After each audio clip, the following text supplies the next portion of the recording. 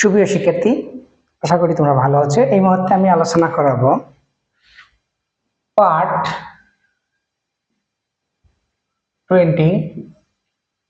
অঙ্কটি হলো 3x by x minus 1 dx।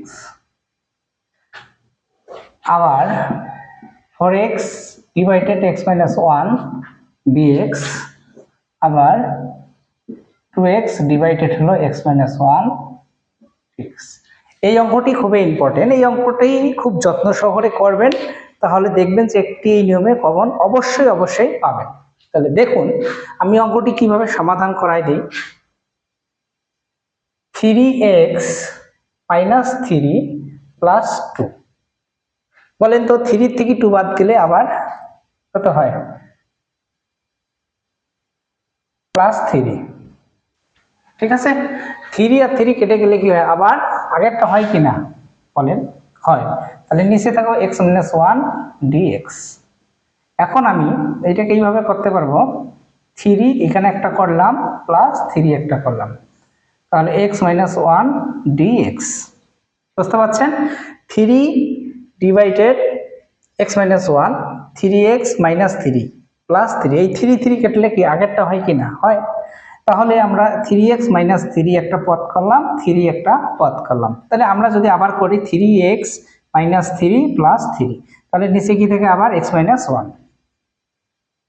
বুঝতে পারছেন? তাহলে 3x minus 3 by x minus 1 একটা পদ, আবারও plus x divided x minus 1 এটা একটা পদ। পদ কয়টি হলো?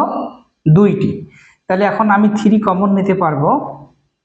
3 যদি আমি কমন নেই তাহলে x মাইনাস 1 থাকলো, নিচে হলো x মাইনাস 1 dx থাকলো, প্লাস 3টা আমি যদি সামনে নেই x মাইনাস 1 dx। ঠিক আছে, তাহলে আমি কি করলাম, 3টা সামনে নিলাম আর এটা কেটে দিলাম।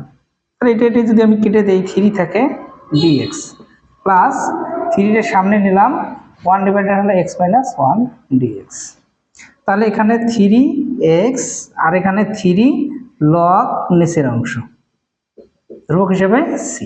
অঙ্কটি আমি বুঝাই দিব, একটু কষ্ট করে হলো দেখবেন। 3x ডিভাইডেড হলো x মাইনাস 1 ইন্টু হলো dx। তাহলে এখানে নিচের অংশটাকে মিলানোর জন্য 3x মাইনাস 3 প্লাস 3, এই 3 যদি কেটে দেয় তাহলে আগে 3x ডিভাইডেড x মাইনাস 1 হয়। তাহলে 3x মাইনাস 3 একটা পদ করলাম, 3 একটা পদ করলাম, তাহলে 3x মাইনাস 3 একটা পদ ডিভাইডেড হলো কি x মাইনাস 1 সমাকলন dx, প্লাসের plus 3 by x minus 1 dx। তাহলে এখন আমি কি করলাম দেখেন, 3 কমন নিয়েছি, তাহলে x মাইনাস কি থাকে 1, তাহলে 3 একে 3x, 3 একে 3। আচ্ছা, এখানে 3 টা সামনে নিলাম, এখানে থাকে 1 বাই হলো x মাইনাস 1। তাহলে 3টা এইটা যদি কেটে দেই তার মানে x মাইনাস 1 কেটে দিলে 3 থেকে সমাকলন 3 dx plus 3 1 divided x minus 1 dx। তাহলে 3 এখন এটা 1 নাম্বার নিয়ম আসেন, d এর উভয় পাশে একই চলক না থাকার কারণে 3x প্লাস 3 লগ নিচেরটা অন্তরীকরণ করে যদি উপরের অংশটা পাওয়া যায় লগ নিচের অংশ, প্লাস কত c। তাহলে আমরা পার্ট কত করলাম? 20 পার্ট আমরা করলাম। এই নিয়মে এই অঙ্ক কয়টি করবেন, আর যদি না করেন তাহলে পার্ট 21 আমি সমাধান করাই দেব।